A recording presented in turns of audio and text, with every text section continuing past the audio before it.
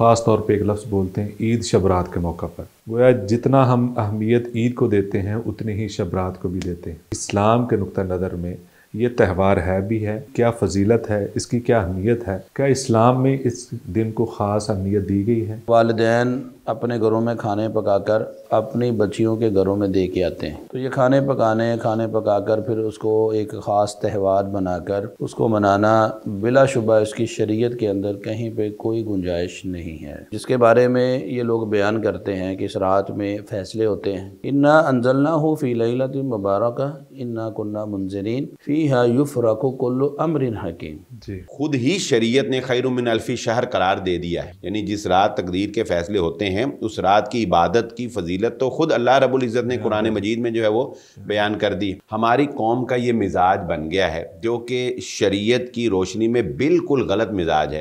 बिस्मिल्लाहिर्रहमानिर्रहीम। नाज़रीन मोहतरम, मैं हूँ आपका मेज़बान सईद फ़ारूकी, AB मीडिया के प्लेटफार्म से हाज़िर हैं। आप देखते हैं कि हमारे माशरे में बाज़ जुमले ऐसे हैं कि जो इतने राइज हो चुके होते हैं, इतने आम हो चुके होते हैं, उन जुमलों के पीछे जो हकीकत है वो भी हम हकीकत समझने लग जाते हैं, हालांकि बात कुछ और होती है। मिसाल के तौर पर हम त्यौहारों के नाम लेते हैं तो ख़ास तौर पे एक लफ्ज़ बोलते हैं ईद शब रात के मौका पर। गोया जितना हम अहमियत ईद को देते हैं उतनी ही शब रात को भी देते हैं।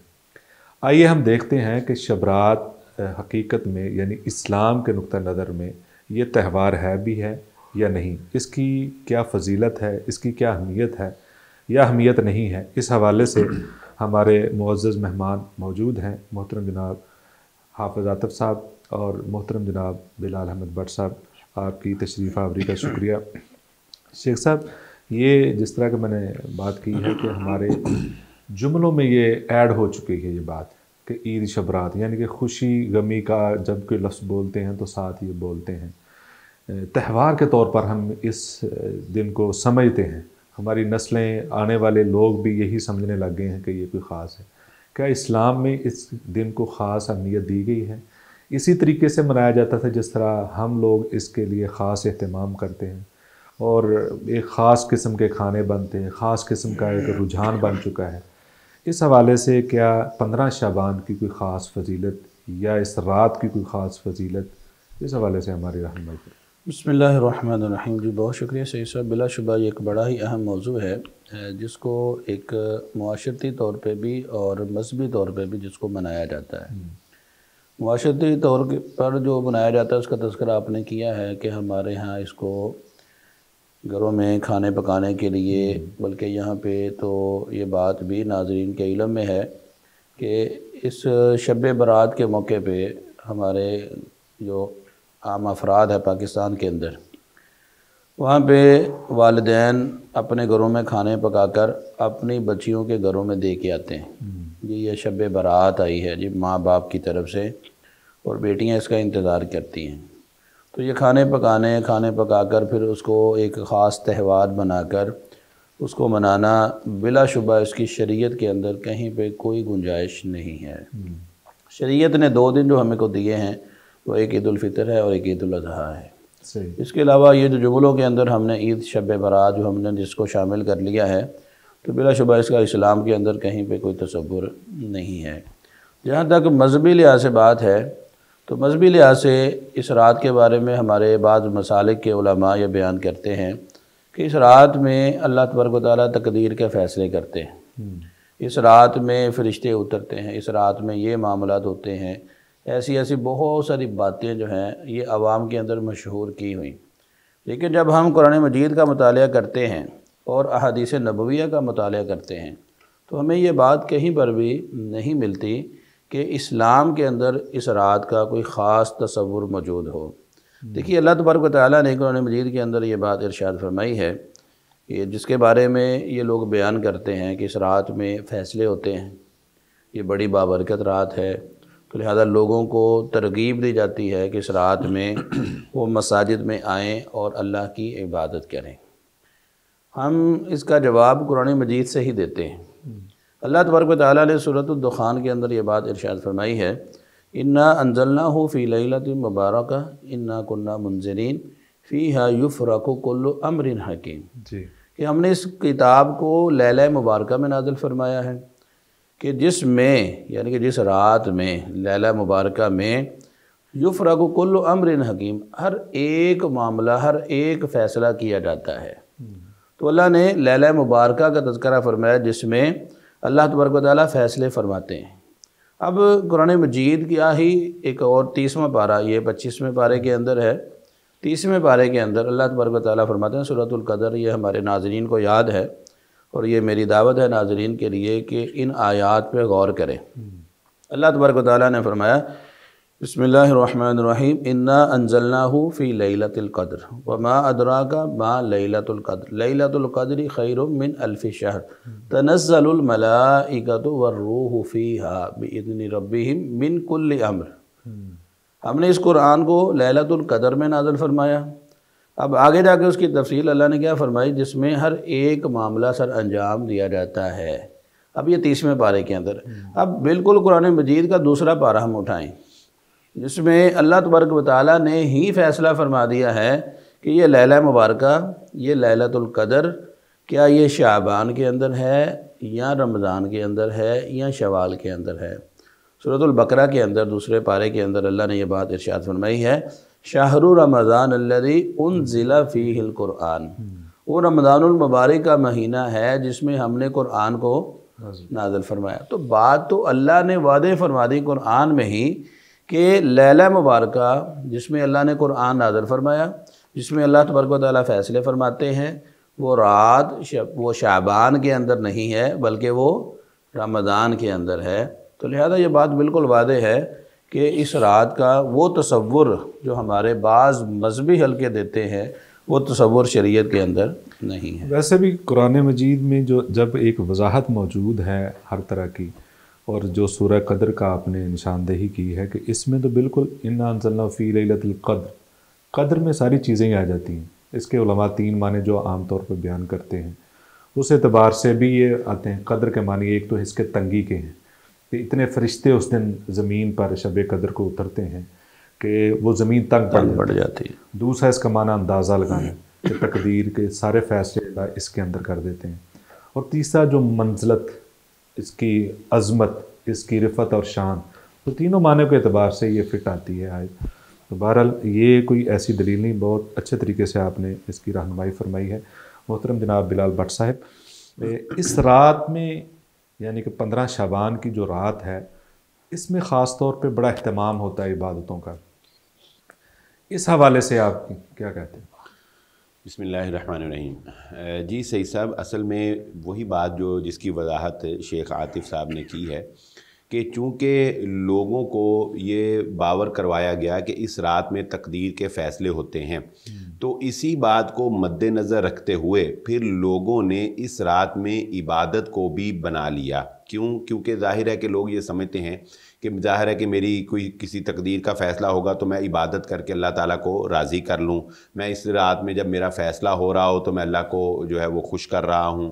اور اسی طرح یہ بھی پھر یعنی دیکھا دیکھی آپ دیکھیں گے کہ جیسے جیسے ٹرینڈ بدلتا گیا کہ لوگوں نے اس رات سے پہلے معافی کے میسیجز جو ہے وہ بھیجنا شروع کر دیے کہ جی تقدیر کا فیصلہ ہونا ہے، پتہ نہیں کیا ہو جائے، آپ مجھے معاف کر دیں، اور اس طرح کے دعائیہ کلمات آپ کو واٹس ایپ کے اوپر جو ہے وہ دیکھنے کو ملیں گے۔ تو یہ سارا تصور جو بیک پہ ہے وہ وہی ہے کہ اس رات یہ سمجھا جاتا ہے کہ تقدیر کے فیصلے ہوتے ہیں، جبکہ یہ بات شیخ صاحب نے واضح کی کہ تقدیر کے فیصلے جو ہیں وہ لیلۃ القدر کی رات ہے۔ اور یہ ہم جانتے ہیں کہ اس رات کو خود ہی شریعت نے خیر من الف شہر قرار دے دیا ہے، یعنی جس رات تقدیر کے فیصلے ہوتے ہیں اس رات کی عبادت کی فضیلت تو خود اللہ رب العزت نے قرآن مجید میں جو ہے وہ بیان کر دی۔ تو اصل وہ رات ہے، اس رات کو چھوڑ کر یا اس رات کے متبادل اس رات کو فضیلت والا سمجھنا یہ دین اسلام کے اندر تصور نہیں ہے۔ اور ایک بات میں اور صحیح سب واضح کر دوں کہ دیکھیے ہماری قوم کا یہ مزاج بن گیا ہے جو کہ شریعت کی روشنی میں بالکل غلط مزاج ہے کہ ہم لوگ نفل کو بہت اہمیت دے رہے ہیں اور فرض کو چھوڑ رہے ہیں، جبکہ آپ یہ جانتے ہیں کہ کمپلسری مضامین میں اگر آپ پاس نہیں ہوتے تو چاہے آپ نے جو سلیکٹیو مضامین ہیں ان میں ڈبل نمبر بھی لے لیں تو آپ کا کوئی فائدہ نہیں, یعنی 5 وقت کی نماز جو ہمارے اوپر فرض ہے وہ تو پڑھ نہیں رہے ہیں, اور اس طرح کی راتوں کو تلاش کر کے اور اس طرح کے دنوں کو تلاش کر کے خوب عبادت کی جا رہی ہے. یہ کنسیپٹ ہی غلط ہے.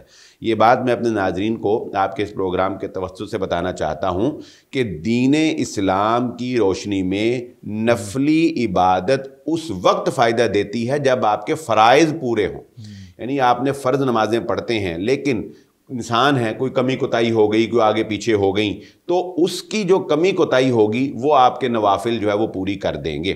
لیکن اللہ تعالیٰ نے قیامت والے دن یہ تو نہیں پوچھنا نا کہ بتاؤ بھی تم نے فلاں رات کو عبادت کی تھی یا نہیں کی تھی.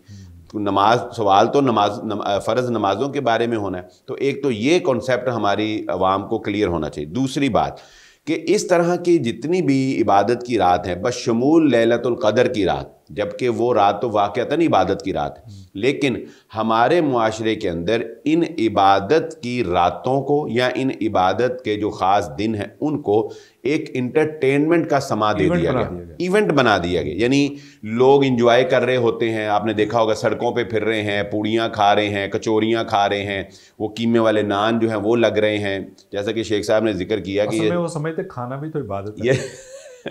یہ بھی ایک تصور ہے کہ بیٹیوں کے گھر میں شبرات بھیجنا, اس کے لیے دکانیں سج جاتی ہیں. تو عبادت کو بھی ہم صحیح طریقے سے عبادت نہیں سمجھتے, بلکہ اس میں بھی ہم نے اپنی انٹرٹینمنٹ جو ہے وہ شامل کر لے. تو ہر لحاظ سے ہی یہ ہمیں اس کی اصلاح کرنی چاہیے. یہ واقعی ہمارا شارٹ کٹ کا جو نا, چاہے وہ کاروبار ہو چاہے وہ عبادت ہو, شارٹ کٹ جو نا ہم بہت چاہتے ہیں.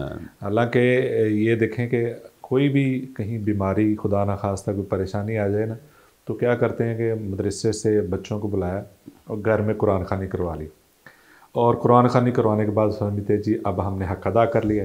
یا یہ کرتے ہیں کہ ہم کہتے ہیں جی ہم نے ایک مجلس کروائی, ایک محفل کروائی, ایک میلاد کروا لیا, لو جی ہماری سال کی عبادت کا حق ادا ہو گیا. وہ سمجھتے ہیں ہم, یعنی کہ اب لوگ جب بتاتے ہیں کہ ہم نیکی کرتے ہیں تو وہ ساتھ بتائیں ہم میلاد کرواتے ہیں, ہم محفل نہیں کرواتے ہیں. یعنی کہ وہ سمجھتے ہیں کہ ہم نے پورا حق ادا کر لیا. جو بات یہ ہے کہ لوگ نفل کی طرف توجہ رکھتے ہیں, اسی میں یہ دیکھیں کہ بے شمار ایسے لوگ ہیں تو وہ عمرے پہ جا رہے ہیں, تو جس دن انہیں روانہ ہونا نا عمرے کے لیے, اس دن تک بھی یہ احساس پیدا نہیں ہوتا ہے بھائی فرض نمازیں پڑھنا. ہاں جی بالکل. یعنی نمازوں کی طرف دھیان بالکل نہیں. وہ سب کو بتا رہے ہوتے ہیں رشتہ داروں کو میسج کر کے, جی میں عمرے پہ جا رہا ہوں, بلاوا آ گیا, فلاں ہو گیا فلاں ہو گیا, لیکن فرض نماز کی طرف توجہ پھر بھی نہیں. بلکہ یہ موضوع تو نہیں ہے, لیکن شیخ صاحب اس بات کو بڑی اچھی طرح جانتے ہیں کہ یہ بات بازاروں میں مشہور ہے کہ حاجی صاحب نے جب بہت زیادہ پیسے دینے ہونا تو حاجی صاحب عمرے پہ چلے جاتے, اور پیسے مانگنے والے پوچھتے تو کہتے حاجی صاحب عمرے پہ گئے ہوئے, تو وہ بھی کچھ خاموش ہوتے ہیں, اچھا عمرے پہ گئے. اچھا یہ شیخ صاحب آپ بتائیں کہ اس دن کا روزے کا بھی بڑا اہتمام ہوتا ہے, بلکہ افطاری تک کا اہتمام ہوتا ہے اجتماعی طور پر. تو اعلانات ہوتے ہیں مسجد میں, جبکہ اگر دیکھا جائے تو یہ جو سوموار اور جمعرات کا ایک اگر لوگوں کو رجحان بنانا ہے نا آپ نے, تو رجحان بنانے کے لیے ضرور ہے کہ آپ اس طرح کے یعنی کہ کام بھی شروع کر دیں. اگر افطاری اور سحری کا خاص طور پہ سوموار اور جمعرات کو اس طرح کا آپ اعلان کرتے ہیں تو لوگوں کی سوچ پیدا ہوتی ہے کہ یہ ایک مسنون بھی ہے عمل. لیکن ہم دیکھتے ہیں کہ 15 شعبان کو خاص طور پر اہتمام کیا جاتا ہے, اس کی کیا حقیقت ہے؟ یہ بھی کچھ ہے یا یہ بھی؟ صحیح صاحب, پہلی بات تو یہ ہے کہ جو بلال صاحب نے بات کی ہے اس میں اللہ تبارک و تعالیٰ نے ہم کو ایک قانون اور ضابطہ دیا ہے. اس ضابطے کے مطابق یہ ہے کہ وَمَا خَلَقْتُ الْجِنَّ وَالْإِنسَ إِلَّا لِيَعْبُدُونَ, کہ میں نے جن و انس کو اپنی عبادت کے لیے پیدا کیا ہے. اب یہ عبادت اگر ہم سال کی کسی ایک رات کے لیے اس کو خاص کر لیں یا کسی دن کو خاص کر لیں تو یہ معاملہ نہیں ہے. ہم نے یہ عبادت کرنی ہے تو ساری زندگی کرنی ہے. وَاعْبُدْ رَبَّكَ حَتَّى يَأْتِيَكَ الْيَقِينُ, جب تک موت نہیں آ جاتی یہ عبادت کا سلسلہ منقطع ہونے والا نہیں ہے. اب رسول اللہ صلی اللہ علیہ وسلم نے اگر یہ رات خاص کرنی ہوتی تو یہ رات خاص کرنے کی اتھارٹی یہ رسول اللہ صلی اللہ علیہ وسلم کے پاس تھی, اللہ تبارک و تعالیٰ کے پاس یا رسول اللہ صلی اللہ علیہ وسلم کے پاس. اب رسول اللہ صلی اللہ علیہ وسلم کے چلے جانے کے بعد اب وحی کا سلسلہ یہ منقطع ہو چکا ہے. اب کوئی عالم دین کے اندر نئی چیز کا اضافہ نہیں کر سکتا. اب رسول اللہ صلی اللہ علیہ وسلم نے یہ بات واضح فرمائی ہے کہ راتوں میں سے کسی رات کو عبادت کے لیے خاص نہ کرو. بالخصوص جمعے کی رات کے بارے میں فرمایا ہے کہ راتوں میں سے جمعے کی رات کو عبادت کے لیے خاص نہ کرو اور دن میں سے جمعے کے دن کو روزے کے لیے خاص نہ کرو۔ تو اگر کسی رات کو خاص کر عبادت کرنے کی اجازت ہوتی تو جمعے کی رات سب سے زیادہ حق رکھتی تھی کہ اس رات میں اللہ کی بندگی کی جائے، کیونکہ اس جمعے کے دن کو جو درجہ ہے وہ درجہ یقیناً باقی تمام دنوں سے بڑھ کر ہے، عید سے بھی بڑھ کے اس کو درجہ دیا جاتا ہے۔ اور لہذا یہ بات تو واضح ہو چکی کہ رات کو خاص عبادت کرنا یہ شریعت میں کسی کے پاس اتھارٹی ہے ہی نہیں کہ جو عبادت کو خاص کر لے۔ تو یہ 15 شعبان کی رات کو خاص کرنا، ہاں یہ اتھارٹی ہے رسول اللہ صلی اللہ علیہ وسلم کے پاس۔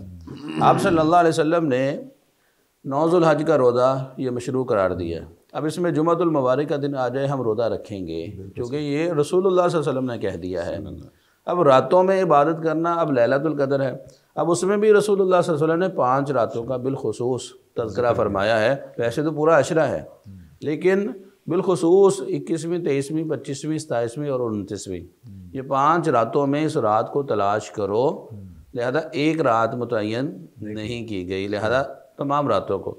اور دوسری بات یہ شب برات کی فضیلت بعض لوگ بیان کرتے ہیں، تو پہلی بات تو یہ ہے سعید صاحب کہ شب برات جو ہے یہ عربی زبان کا لفظ ہی نہیں ہے، یہ تو فارسی کا لفظ ہے، تو لہذا اس کو دین اسلام کے اندر اس کا مقام و مرتبہ کیا ہوگا، راب لگا کر بھی تو یہ نہیں جیسے مرضی کر لیں۔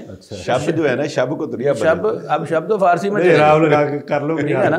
تو اب یہ اس کو اب مجھے بتائیں کہ اس کو کیسے ہم دین کے اندر اس کی فضیلت کے بارے میں بیان کرتے ہیں۔ جہاں تک روزے کی بات ہے تو رسول اللہ صلی اللہ علیہ وسلم سے ہی روزہ اگر مروی ہوتا تو ہم لوگ یقیناً رکھتے ہیں۔ ہم سمجھتے ہیں کہ ایک نفلی روزہ وہ انسان کو 70 سال جہنم سے دور کر دیتا ہے، اور اگر رسول اللہ صلی اللہ علیہ وسلم نے بیان کیا تو اس کی فضیلت اور بھی بڑھ جاتی ہے۔ لیکن اگر رسول اللہ صلی اللہ علیہ وسلم نے بیان نہیں فرمایا اور لوگ اس کو یہ سمجھ کے رکھیں کہ یہ مسنون ہے تو پھر اس کا ثواب نہیں ہے بلکہ الٹا وبال ہے۔ اگر کوئی بندہ سوموار اور جمعرات کا رکھتا ہے اور اتفاقاً سوموار اور جمعرات ایام 20 بھی اس میں آ جاتے ہیں، ایام 20 کے روزے رکھتا ہو، وہ اس دن کو آ جاتے ہیں تو وہ روٹین میں رکھے کہ جیسے میں نے کہا کہ 9 ذوالحج کا روزہ ہے، اگر وہ جمعۃ المبارک کا دن آ گیا تو انسان رکھ لے گا، وغیرہ منع ہے۔ روٹین کو تو ایک دن کا روزہ جمعے کا خاص کر کے نہیں رکھا جا سکتا، ساتھ اس کو جمعرات یا ہفتے کو ملانا پڑتا ہے۔ تو لہذا یہاں پہ اگر کوئی ایام 20 کے روزے رکھتا ہے 13 14 15 وہ تو 15 شعبان کا روزہ رکھے گا۔ ایک انسان سوموار اور جمعرات کا روزہ رکھتا ہے اور 15 شعبان سوموار یا جمعرات کو آگی وہ بھی رکھے گا، لیکن نیت وہ سوموار اور جمعرات کی ہوگی، وہ 15 شعبان کی نہیں ہوگی۔ اچھا بلال صاحب، یہ شرلی اور یہ ایک چھوٹا سا بامب اس کو کہتے ہیں، اس طرح کی چیز، اچھا یہ تقدیر کا شرلی کے ساتھ زیادہ تعلق ہے یہ بم کے ساتھ، یہ آتش بازی کہاں سے آئی ہے؟ صحیح صاحب، میں دیکھیں اصل میں اگر ہم اس کی ویسے تو کوئی تاریخ ایسی نہیں ملتی کہ ہم کوئی کلیئر کہہ سکے کہ یہ کہاں سے آئی، لیکن وہ جو بات تھوڑی سی سمجھ آتی ہے وہ ہندوستان سے ہو سکتا ہے۔ ہاں جی، وہ یہی میں سمجھتا ہوں کہ ہندوستان کے جو ہندوانہ کلچر میں جو ان کے مذہبی تہوار ہیں نا ان میں آتش بازی کا تصور موجود ہے، جیسا کہ ان کی ہولی ہے یا ان کے دیگر جو تہوار ہیں نا ان میں آتش بازی کا تصور موجود ہے۔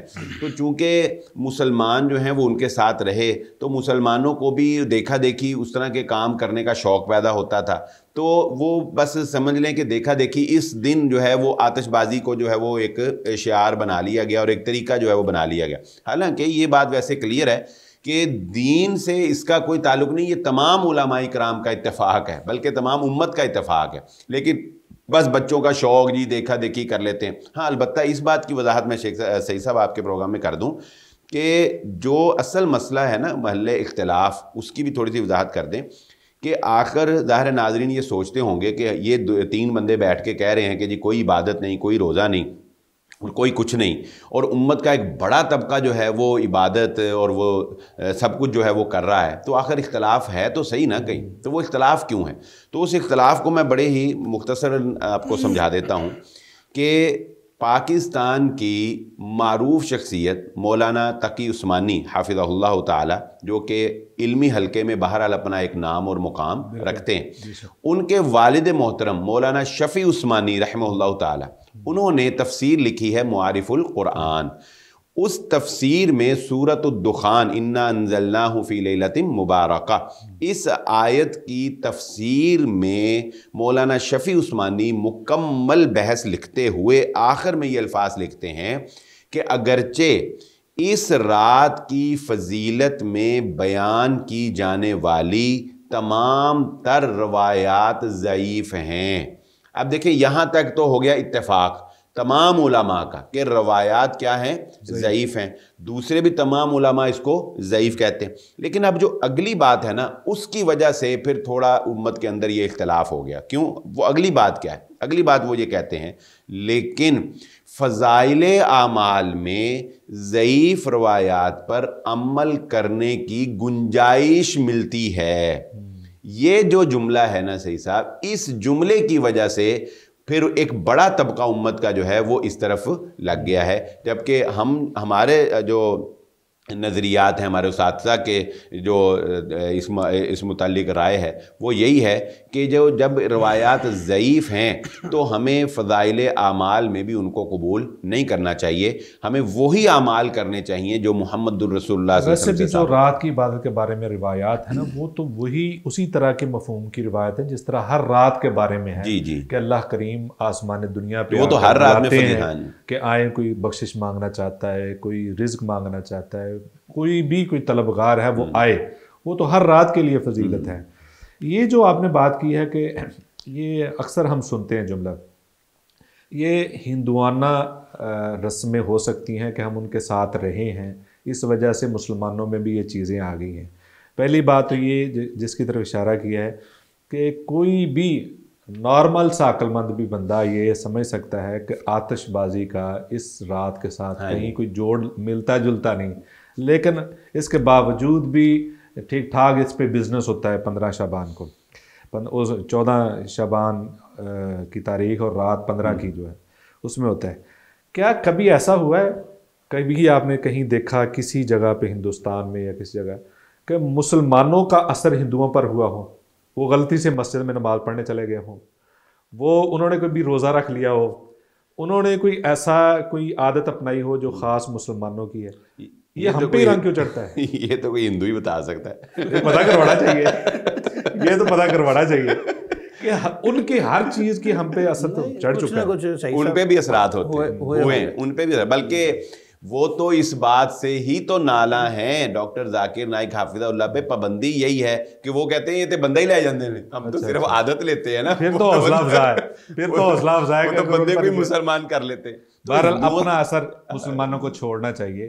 اصل تو یہ کہ مسلمان پر کسی کا رنگ نہیں چڑھنا چاہیے، بالکل، کیونکہ مسلمان کا رنگ سب پہ چڑھنا چاہیے، اس لیے کہ مسلمان حق پہ ہے، اس کا رنگ سب پہ چڑھنا چاہیے تاکہ ساروں کو جہنم سے بچایا جائے۔ یہی رسول اللہ صلی اللہ علیہ وسلم کی زندگی کا مشن تھا، صبغت اللہ، یہی اللہ کے نبی صلی اللہ علیہ وسلم کا مشن تھا کہ آپ صلی اللہ علیہ وآلہ وسلم نے اپنا ذاتی انتقام کبھی کسی بندے سے نہیں لیا۔ بڑے سے بڑے دشمن نے بھی جب معافی مانگی، آپ نے کہا آ جاؤ بھائی، تمہارے لیے باہیں کھلی ہیں جنت میں، تمہارے لیے بھی داخل۔ اچھا صحیح صحیح، اس میں بعض لوگ یہ باتیں بھی کرتے ہیں کہ یار یہ لوگ ہم کو، جیسے ہم لوگ اکثر مساجد میں اپنے خطبات کے اندر، دروس کے اندر لوگوں کو کہتے ہیں جی اس رات کی کوئی فضیلت نہیں ہے، علیحدہ اس رات کی عبادت نہیں ہے، اس دن کا روزہ نہیں ہے، بلکہ مجھ سے تو ایک مرتبہ کسی نے پوچھا جی کہ میں نے تو 15 شعبان کا روزہ رکھ لیا، میں کیا کروں؟ میں نے کہا افطار کر لیں، میں نے اس کو کہا افطار کر لیں۔ اب لوگ اعتراض کرتے ہیں جی روزہ رکھنا کوئی بری بات ہے، یا رات کو ہم مسجد میں جا کے رات گزارتے ہیں، قرآن پڑھتے ہیں، ذکر کرتے ہیں یا محفل ہوتی ہے، تو کیا یہ بری بات ہے؟ اس کا جواب یہ بلا شبہ یہ بری بات نہیں ہے، روزہ رکھنا بڑی اچھی بات ہے، رات مسجد میں بیدار ہونا بڑی اچھی بات ہے، وہاں پہ قرآن پڑھنا بڑی اچھی بات ہے، لیکن اس کو خاص کرنا ہی تو بری بات ہے۔ آپ اس کو عام کریں۔ اب یہ اس رات کی فضیلت کے بارے میں بینرز لگتے ہیں، لوگ علامہ البانی رحمہ اللہ کی روایت کا حوالہ دیا جاتا ہے، اب آسمان دنیا پہ نزول ہے، ہر رات ہے، ہر رات، اور لوگوں کو معاف کیا جاتا ہے، ہر رات ہے، تو لہذا آپ اس کو ہر رات کیوں نہیں بیدار ہوتے؟ رسول اللہ صلی اللہ علیہ وسلم ہر روز راتوں کو جاگا کرتے تھے، عبادت کیا کرتے تھے، صحابہ اکرام عبادات کیا کرتے تھے، تو راتوں کو خاص کرنا، اگرچہ وہ قرآن ہی کیوں نہ پڑھیں، آپ اگرچہ اللہ کا ذکر ہی کیوں نہ کریں، اس کو عبادت کے لیے خاص کرنا ہی تو اصل میں بات غلط ہے۔ یہ خاص کرنے کی اتھارٹی کسی عالم کے پاس نہیں ہے، یہ خاص کرنے کی اتھارٹی رسول اللہ صلی اللہ علیہ وسلم کے پاس ہے۔ اگر اس کو خاص والی روایت، جی اگر اس کو صرف خاص کر لیں، اگر اس کو صرف خاص کر لیں تو پھر شریعت کا دائرہ جو اللہ اور اللہ کے رسول نے جس کو محدود کیا ہے وہ تو یہ کھل جائے گا. اس میں ہر آدمی آ کے اب اپنی طرف سے چیز کو داخل کرے گا. تو لہذا یہ دین کے اندر کسی چیز کو داخل کرنا یہ اب ہمارے بس کی بات نہیں ہے. رسول اللہ صلی اللہ علیہ وسلم نے نہیں فرمایا تو نہیں ہے. آپ نے اس دن کے روزے کے بارے میں فضیلت بیان نہیں فرمائی تو نہیں ہے. جہاں پہ آپ نے کہہ دیا یہی تو اصل میں کام ہے کہ جہاں پہ رسول اللہ صلی اللہ علیہ وسلم کا حکم چلا آیا اب سر تسلیم خم کر دینا یہ مسلمان کی علامت ہے. تو جیسے بلال صاحب نے ابھی حوالہ دیا 3 آدمیوں کی وہ عبادات کا، تو وہ صحابہ کرام خاص ہی تو کر رہے تھے. رسول اللہ صلی اللہ علیہ وسلم نے اوپن سارا معاملہ رکھا ہے، شادیاں بھی کی ہیں، آپ نے روزے بھی رکھے ہیں، آپ رات کو سویا بھی کرتے تھے. اب ان میں سے ایک نے خاص کر لیا کہ میں شادی نہیں کرواؤں گا، ایک نے خاص کر لیا جی میں روزے رکھوں گا کبھی افطار نہیں کروں گا، ایک نے خاص کر لیا کہ میں راتوں کو صرف جاگا کروں گا سویا نہیں کروں گا. تو رسول اللہ صلی اللہ علیہ وسلم کا چہرہ غصے کے ساتھ سرخ ہو گیا. ایک روایت کے الفاظ ہیں گویا کہ آپ کے چہرے پر سرخ انار نچوڑ دیا ہو. اتنا غصہ کہ میں نے تو اس کو اوپن رکھا ہے، تم نے اس کو خاص کیوں کر لیا؟ تو لہذا یہ اتھارٹی تو اللہ کے نبی کے کسی صحابی کے پاس نہیں ہے. تو چاہے جائے کہ اب آج کسی عالم وہ اس اتھارٹی کو چیلنج کرتے ہوئے اس میں کوئی نئی چیز کو ایڈ کر دے تو بلا شبہ یہ معاملہ درست وہ نہیں. ابو داود کی غالباً حدیث ہے نا حضرت علی رضی اللہ تعالیٰ عنہ کی، کہ جب آپ وضو کر رہے ہیں اور وضو کر کے آپ نے موزے پہنے ہیں تو آپ نے مسح موزوں کے اوپر کرنا ہے، پاؤں کی چھت کی جانب. تو انہوں نے کہا کہ اگر یہاں کوئی عقل کا عمل دخل ہوتا تو مسح پاؤں کے نیچے کرنا چاہیے تھا، کیونکہ پاؤں نیچے زمین سے رگڑتا ہے اور نیچے اس کے موزہ گندا تو نیچے سے ہوتا ہے، تو وہ مسح تو نیچے کرنا چاہیے تھا. لہذا یہاں عقل شریعت جو ہے شریعت کے تابع ہو جاتی ہے عقل. یہاں آپ اپنی سوچ کو آگے نہیں لے کر آئیں گے. اسی طرح شریعت نے جو کہہ دیا ہے اسی پر عمل کرنا چاہیے. اگر آپ اپنی سوچ کے گھوڑے دوڑائیں گے تو پھر بندہ ہر گھر سے ایک نیا دین نکلے گا. تو بہت شکریہ آپ علماء کرام کا، آپ نے بڑی اچھی رہنمائی کی ہے. جی ناظرین، آپ نے 15 شعبان کے بارے میں، شب برات جسے ہم کہتے ہیں، اس حوالے سے بڑی حقائق پہ مبنی باتیں مدلل سنی ہیں. آپ اس پہ غور ضرور کریں، خود بھی تحقیق کریں. اب تو تحقیق کا میدان کھلا ہے، آپ اس پہ اپنا شرح صدر کریں اور پھر اس کے مطابق اپنی زندگی سنت کے مطابق گزارنے کی کوشش کریں. اپنا خیال رکھیے گا. بہت شکریہ. السلام علیکم.